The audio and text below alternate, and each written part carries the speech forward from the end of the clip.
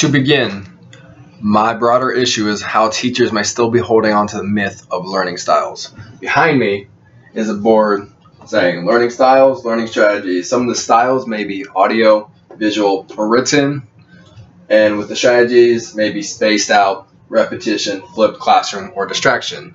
Just keep these in mind. Are learning styles real?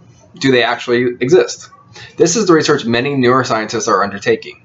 Are learning styles as prevalent as, say, cultural differences, or are they fictitious myth prevaricated to help ease the failure of students? Many reports agree that learning strategies are real and should be the real focus. They also agree that students may learn better one way as opposed to another, but that no one true learning style fits any one student, whereas a learning preference will only hinder students because it can indicate that a student lacks a specific skill and that it makes no sense to focus exclusively on modalities that are strong and ignore less well-developed skills when selecting activities.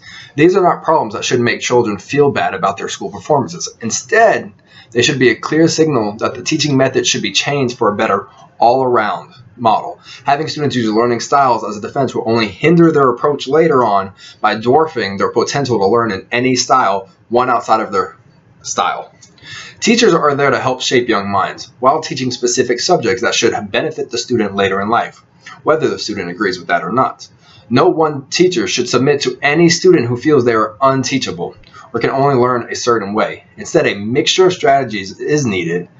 In Carey's book, he references many different scientific research that has been done over the last century in regards to learning, regarding memory, forgetfulness, disruption, some of the strategies that are here. And all of those styles show us that there is more than one way to teach and there are more than two ways to learn. He goes on to say that education as we know it is still in its infancy compared to human history. Before, it was a matter of survival, which was our ancestors' education. Now it is about memorizing formulas and knowing dates. Because of this change in lifestyles, there are many of us who are still unaccustomed to the Western style of education. Instead, think back just a couple of generations ago, many of us most likely had illiterate ancestors or uneducated ancestors, and our brains are still coping with that change. What student and teachers alike need are learning strategies. Strategies that keep the mind moving. No stagnant thoughts, no wandering minds, no twiddling thumbs. Instead, students who are engaged and active, even if they are solely learning the same information over and over again, there are ways to keep that exciting. Carolina Cooper states that learning styles theories are a blend of borrowed constructs or measures from other better developed theories. They further claim that within the learning style framework, these borrowed constructs are misused and incorrectly interpreted, leading to detrimental and useless recommendations. Moving forward, we also must discuss the relationship to learning styles to set learning patterns. Concrete learners against abstract learners. This applies to every person who has ever been taught any information. Starting off, we are taught in a more simplistic format, where a certain color is just that color, or any tree is just a tree. A pine tree is starting off a tree, later forms into a pine tree. We build up our foundation to understand certain objects that can be grouped together in a concrete formation. As we progress, we start to break those formations into trees, a drop-down family type style, where each one connects with a larger concrete thought. This is a slow process, never supposed to be too much information at any one time. My belief is that many students are still in the progression stage rooted in the past, whereas their classes in current learning is in a more advanced stage. The students have not completely understood how to continue past their concrete ideas into an abstract type of thought.